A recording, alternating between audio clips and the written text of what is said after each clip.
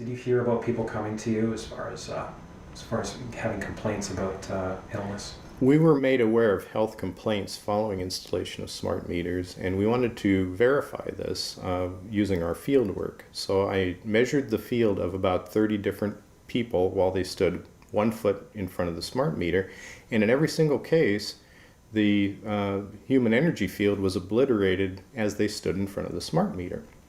We wanted to then verify this at the physical level using dark field microscopy. And then we also did a control group to find out if the old analog meters had the same effect on the blood as the smart meter.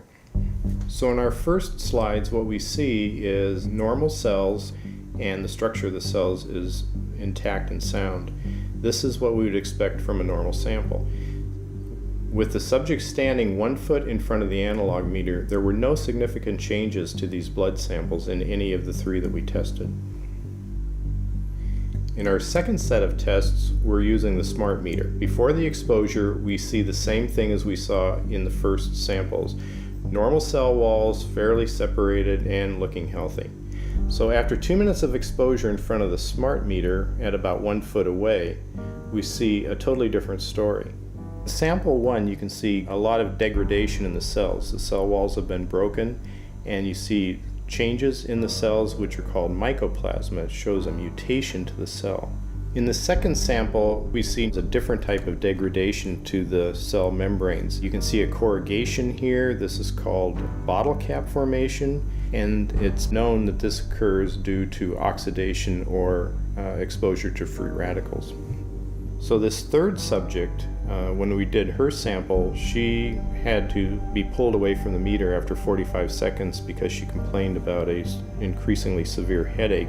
And here you see a phenomenon called rouleau, where the red blood cells are stacking up, which makes it very difficult for the blood to deliver oxygen to the tissues as they would be their normal function.